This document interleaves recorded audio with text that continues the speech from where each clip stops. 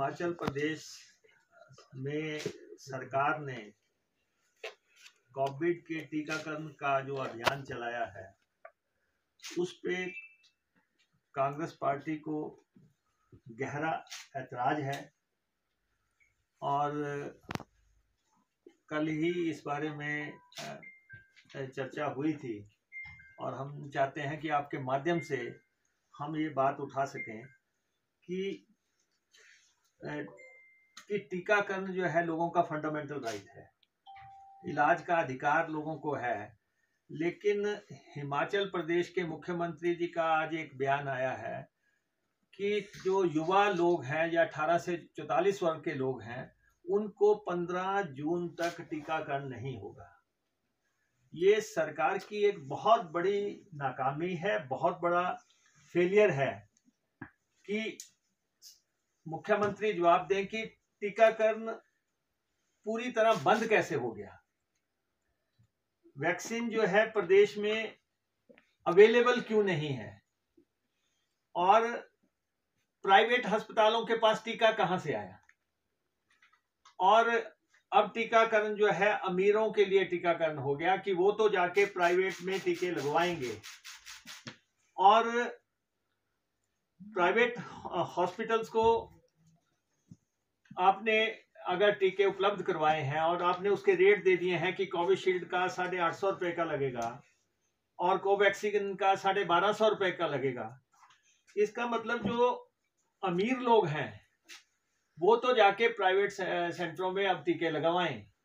लेकिन जिन लोगों जो सारा दिन जो है पोर्टल के आगे बैठे रहते थे, आम जनता जो है, आम लोग जो हैं, उनको अब टीके से जो है दूर किया जा रहा है। सरकार ने कहा कि हमने रिमाइंडर भेजा है कंपनियों को, अगर प्राइवेट के लिए टीका आ सकता है तो सरकार के लिए क्यों नहीं आ रहा है। तो ये एक बहुत ही बड़ा मसला है। हिमाचल प्रदेश में ये टीकाकरण की बहुत बड़ी धांधली हो गई है कि और प्रदेश सरकार ऐसे हाथ खड़े नहीं कर सकती कि लोगों को जो है टीका उपलब्ध ना हो। तो इसलिए आज का सबसे महत्वपूर्ण हमारा जो सरकार से आग्रह है वो यही है कि आपको हिमाचल प्रदेश की सारी आबादी को मुफ्त टीका उपलब्ध करवाएं, चाहे वो प्राइवेट में लगाएं, चाहे वो आप किसी भी जगह लगवाएं, लेकिन हिमाचल प्रदेश की पूरी पॉपुलेशन के लिए टीका जो है मुफ्त में लगना चाहिए और इसमें कोई भेदभाव नहीं होना चाहिए। चंद जो है टीके लगे हैं और 18 से 45 से जो ऊपर का एज ग्रुप है उस एज ग्रुप को भी ये कह रहे हैं कि अब 84 दिन के बाद आना, 14 हफ्ते के बाद आना, 16 हफ्ते के बाद आना, यानी कि इसको टाला जा रहा है, लंबा लटकाया जा रहा है। प्रदेश सरकार टीकाकरण में पूरी तरह विफल हो गई है, नाकाम हो गई है। और एक तो ये हमारा मसला है। दूसरा है, मुख्यमंत्री जी ने आज कहा कि कांग्रेसी शोर मचा रहे हैं, अन्यथा कोविड का काम बड़ा अच्छा चल रहा है, कि सिर्फ कांग्रेसी शोर मचा रहे हैं। हम मुख्यमंत्री जी से जानना चाहते हैं कि प्रदेश में 3250 मौतें हो गई, क्या आप शर्मसार नहीं हुए? 3250 मौतों के बाद भी आप कह रहे हैं कि कांग्रेस शोर मचा रही है। एक महीने में, मई महीने में अकेले 1800 मौतें हो गई और मुख्यमंत्री जी शर्मसार नहीं हो रहे हैं। 3000 लोगों ने आत्महत्याएं कर ली कोविड के दौरान, जिसमें इनका अपना एक सांसद भी शामिल है। लेकिन मुख्यमंत्री शर्मसार नहीं हो रहे हैं और वो कह रहे हैं ये बवेला जो है कांग्रेस का है। और इसलिए ये जो मामला है कोविड डेथ्स का, सरकार को जो है संवेदनहीन नहीं होना चाहिए, संवेदनशीलता से काम करना चाहिए। इसलिए जब मुख्यमंत्री बयान दे रहे हैं तो उस समय प्रदेश के हालात का जायजा लेके बोलें। और सबसे बड़ी बात है कि कोविड परिवारों को सरकार ने कोई राहत नहीं दी है। जो लोग मारे गए हैं, और कोविड मैनुअल के तहत हमारी 2 मांगे बिल्कुल स्पष्ट हैं और हम चाहते हैं कि इसको आप प्रोमिनेंटली प्लेस करें। एक तो ये कि कोविड की जो डेथ्स हुई हैं उसको जो है राहत मैनुअल के तहत 4 लाख रुपया हर हालत में मुहैया करवाया जाए। इसके लिए केंद्र ने नोटिफिकेशन जारी भी की थी, वो वापस कर ली। स्टेट में भी पहले शुरू में कहा था कि पैसा दिया जाएगा, लेकिन ये जितने भी लोग हैं जो कोविड की वजह से जिनकी डेथ्स हुई हैं उनको ये 4 लाख रुपए की राहत, ये राहत जो है तत्काल मिलनी चाहिए। और सेकेंडली, सरकार ने शुरुआत में सामने आके कहा था कि जो कोविड के जैसे जो सरकारी कर्मचारियों की मौत होगी उनको जो है इंश्योरेंस का कवर मिलेगा 50 लाख का। और हमारी नर्सिस की डेथ हुई है, आशा वर्कर्स की हुई है, डॉक्टर्स की हुई है, और उसके बाद ड्राइवर और कंडक्टर्स की हुई है, दूसरे लोगों की डेथ हुई है। किसी को भी अभी तक 50 लाख रुपए की राशि दी नहीं गई है। ये सरकार 50 लाख रुपए की राशि जो है मुहैया करवाए। दोनों इश्यूज बड़े इंपॉर्टेंट है। एक तो जो है पहला 4 लाख रुपए का, और दूसरा जो है जो काम कर रहे हैं सरकारी कर्मचारी हैं जिन्होंने सर पे कफन बांध के काम किया है उनको जो है 50 लाख रुपए, और डेथ्स हुई हैं उनके परिवारों को 50-50 लाख रुपए का मुआवजा सरकार दे।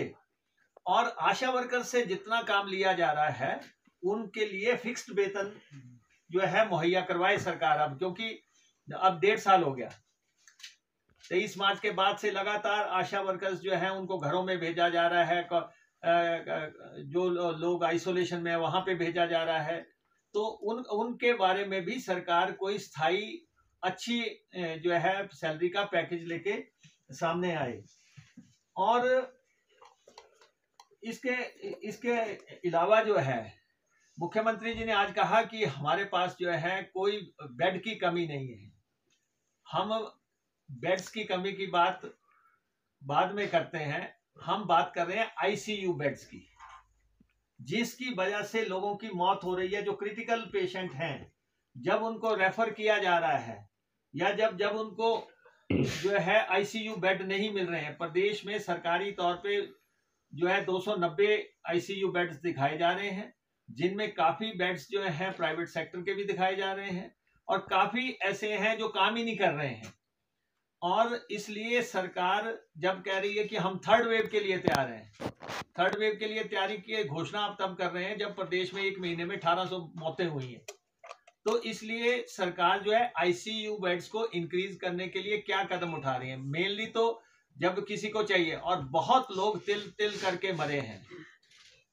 मुख्यमंत्री जी यहाँ से भाषण अपना जारी रखे हुए हैं, हमें बोलते हैं कि आप शोर न मचाएं, लेकिन जो लोग मरे हैं, जिस तरीके से लोग मरे हैं, वो सारा प्रदेश देख रहा है कि उनको जो है आईसीयू बेड्स अवेलेबल नहीं हुए, उनको रेफरल मिला नहीं, और आज भी वही स्थिति है। तो इसलिए प्रदेश सरकार इनका बंदोबस्त करे। और पोस्ट कोविड डेथ्स शुरू हो गई हैं, जो कि कहीं भी काउंट नहीं की जा रही है। वैसे तो जो ये डेथ्स हैं 3200 डेथ्स आप बता रहे हैं, ये सिर्फ रजिस्टर्ड डेथ्स हैं। ये डेथ का आंकड़ा इससे कहीं ऊपर है। और क्योंकि जो लोग हिमाचल के बाहर के अस्पतालों में जिनकी डेथ्स हुई, जिसकी पीजीआई में हुई, किसी की मैक्स में हुई, कोई फोर्टिस में डेथ हुई, कोई होशियारपुर, जलंधर, लुधियाना, कोई पठानकोट और कोई देहरादून, जो जगह जगह अलग प्रदेश से बाहर डेथ्स हुई, वो काउंट नहीं हुई है। वो डेथ्स भी कोविड में काउंट की जाए। और थर्डली, जो लोग घरों पे जिनकी डेथ हुई है उन डेथ्स का भी जो है मूल्यांकन किया जाए। और फोर्थली, जो पोस्ट कोविड डेथ्स हुई हैं और जो अब हो रही हैं, ऐसे लोग जिनको हार्ट अटैक से डेथ हो गई, कॉम्प्लिकेशंस हो रही हैं बाद में, वो सारी डेथ्स जो है कैलकुलेट की जाए, ताकि सही पिक्चर जो है हिमाचल प्रदेश में सामने आ सके। तो और पोस्ट कोविड केयर के लिए सरकार ने अभी तक कोई कदम नहीं उठाया। पोस्ट कोविड केयर के लिए जो है जो कदम उठाए जाने चाहिए उसकी कोई बात नहीं हो रही है। और ये जो थर्ड वेव कह रहे हैं और बच्चों के लिए कह रहे हैं, इसके लिए आपने क्या क्या कदम उठाए हैं उसका भी खुलासा जो है प्रदेश के लोगों के समक्ष रखें। और एक बात हम ये कहना चाहेंगे कि ये जो कोविड में भारी भरकम भ्रष्टाचार हो रहा है, कोविड के परचेज में भ्रष्टाचार हो रहा है, कोविड सेंटर 4-4 करोड़ के बनाए जा रहे हैं, जो सरकार ने जो लोगों की जमीनों पे जो बनाए हैं, ये कौन से लोग हैं जिनको ये बनाने के लिए ठेके दिए हैं, और कितने कितने के बने हैं मेकशिफ्ट हॉस्पिटल जिनको कह रहे हैं, कोविड केयर सेंटर जिनको कह रहे हैं, जिनके रोज उद्घाटन हो रहे हैं। इनमें माना जाए एक डिप्टी कमिश्नर तो रिकॉर्ड पे है जिन्होंने कहा हमारा यहाँ पे 4.25 करोड़ का बना। अगर इतने भारी भरकम तरीके से ये सेंटर्स बन रहे हैं, ये जनता का पैसा है, और इसलिए कोविड के, क्योंकि कोविड जब शुरू हुआ तभी भ्रष्टाचार शुरू हो गया था, तभी इनके भाजपा के पार्टी प्रेसिडेंट को इस्तीफा देना पड़ा था। भाजपा ने अपने जो है हेल्थ मिनिस्टर बदले, और अब तो हेल्थ मिनिस्टर का तो चलो हेल्थ मिनिस्टर कहाँ है उसकी तो हम बात क्या करें, अब सीधा नियंत्रण जो है मुख्यमंत्री जी के ऑफिस से चल रहा है।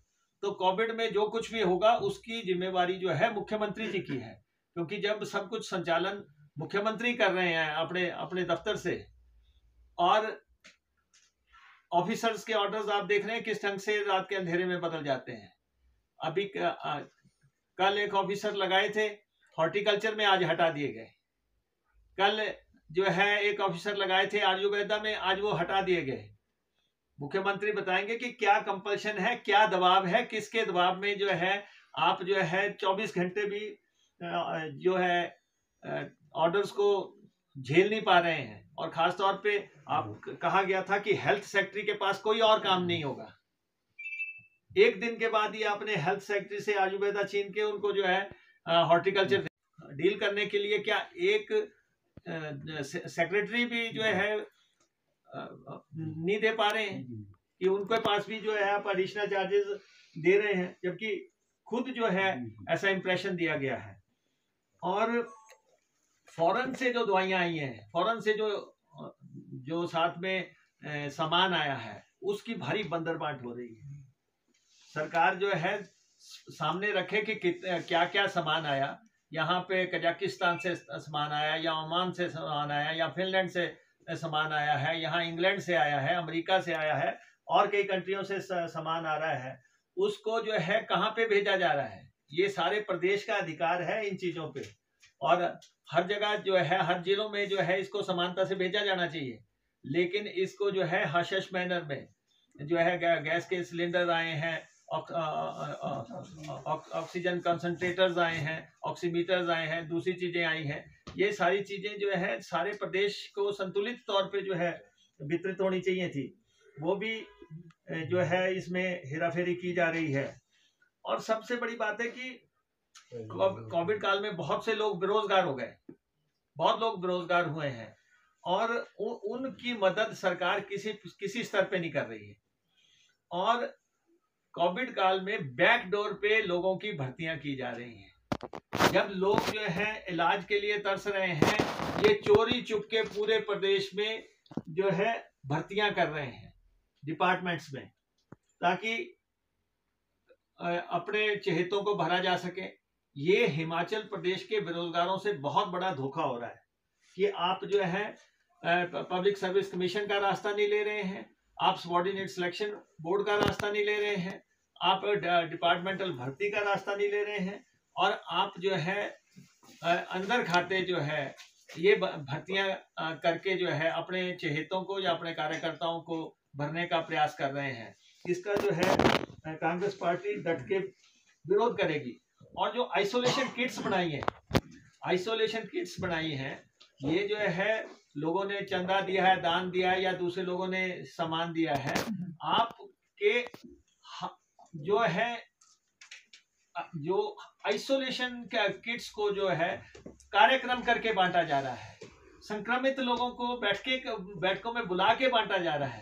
आपके हारे पीटे लोग जो हैं, ये उनकी बजाय, विधायकों की बजाय, जो अगर आप अपने विधायकों से ले रहे हैं तो आप दूसरे पार्टी के भी विधायकों को बुलाओ, लेकिन आप वहां पे जो है उनको नजरअंदाज कर रहे हैं।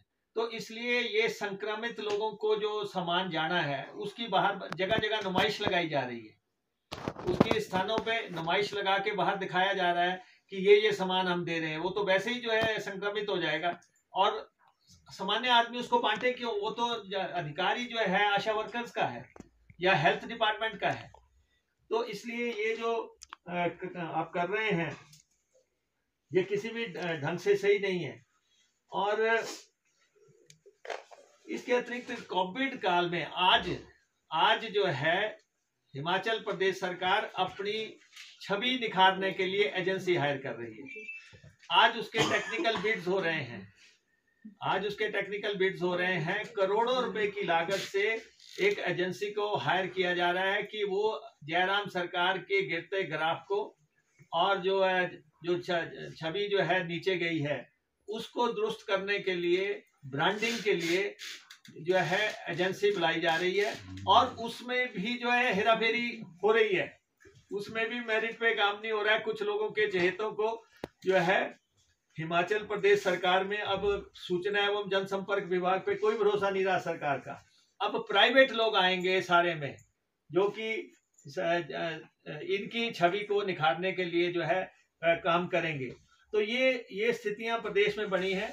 और सबसे बड़ी बात है, ठाकुर साहब के पास तो हेल्थ मिनिस्ट्री भी रही है।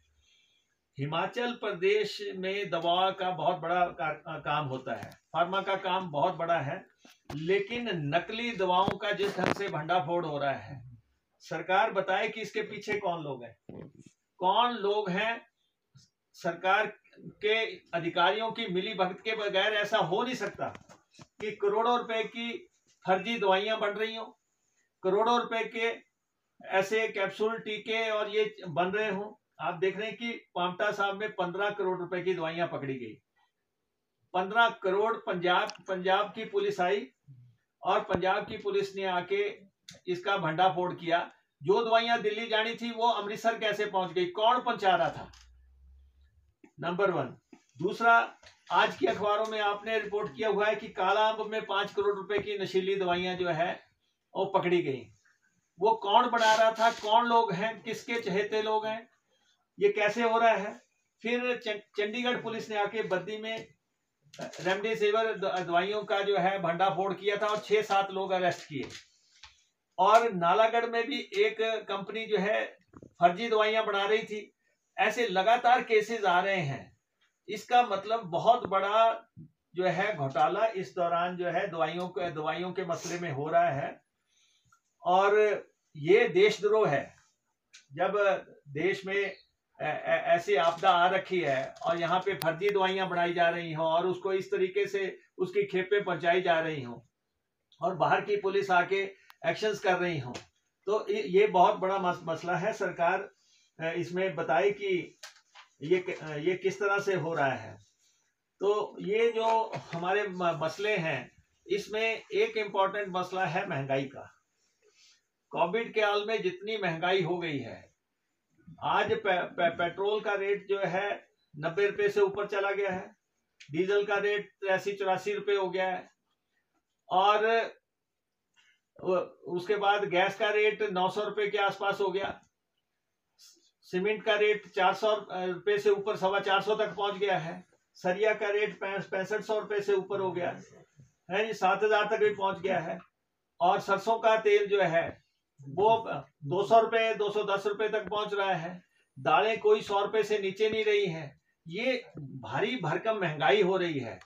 और खासतौर पे राशन डिपुओं की सैंक्टिटी तो सरकार बरकरार रखे। जो वीरभद्र सिंह जी ने ये स्कीम चलाई थी हिमाचल प्रदेश के आम जनमानस के लिए, और ये बहुत ही कामयाब योजना थी। उस योजना का पूरा तरह भट्ठा बैठ गया है और महंगाई पूरे चरम पे है। और पेट्रोल डीजल को लेके भी अब भाजपा के लोग जो पोस्टें डाल रहे हैं वो पूरी तरह गुमराह करने वाली पोस्टें हैं। क्योंकि पेट्रोल का रेट का निर्धारण कैसे होता है? पेट्रोल का रेट के निर्धारण में ये है कि कच्चा तेल कितने का है। कच्चा तेल का रेट जो है 32-33 रुपए से ऊपर नहीं है। फिर उसको जो है रिफाइन करना है, 2 रुपए उसकी रिफाइनिंग को लगते हैं, तो 32-35 रुपए में तेल का रेट तय हो जाता है। उसके बाद है एक्साइज ड्यूटी। इस वक्त सेंट्रल एक्साइज और दूसरे जो है केंद्रीय कर लगा के 35 रुपए केंद्र सरकार ले रही है इस वक्त। और हिमाचल प्रदेश सरकार पेट्रोल पे जो है 15.5 रुपए ले रही है, डीजल पे 9 रुपए ले रही है। और उसके बाद बाकी जो है जो डीलर का मुनाफा है वो है 3.25 रुपए या डीजल पे 2 रुपए 60 पैसे। तो ये सब कुछ जो है एक्साइज ड्यूटी की वजह से जो है पेट्रोल डीजल महंगा है। सरकार इस पे एक्साइज ड्यूटी केंद्र सरकार कम करे और तब जाके पेट्रोल डीजल सस्ता होगा। 400 रुपए का सिलेंडर था जो था वो 900 रुपए मिल रहा है। ये सारे लोगों में हाहाकार मचा है बेरोजगारी और महंगाई की वजह से, और इसीलिए ये आत्महत्या हो रही हैं हिमाचल प्रदेश में, रोजाना हो रही हैं, फंदे लगा रहे हैं बड़े पैमाने पे। तो इसलिए कोविड काल में सरकार पूरी तरह नाकाम हो गई है। बाकी इश्यूज तो बैक बर्नर पे चले गए हैं। सरकार सोच रही है कि उन इश्यूज की कोई बात नहीं है, जैसे फाइनेंसिस की बात है कि किस ढंग से हिमाचल प्रदेश को दिवालियापन के कगार पे जयराम सरकार धकेल रही है। वो तो इश्यूज है ही हैं। ना कोई हवाई अड्डा बना, ना कोई रेल लाइन बनी, ना कोई नेशनल हाईवे बना। 65,000 करोड़ के नेशनल हाईवे बनने थे, दूसरे इश्यूज थे। ये सारे इश्यूज जो है अभी पीछे हैं क्योंकि सारा ध्यान केंद्रित जो है कोविड पे है।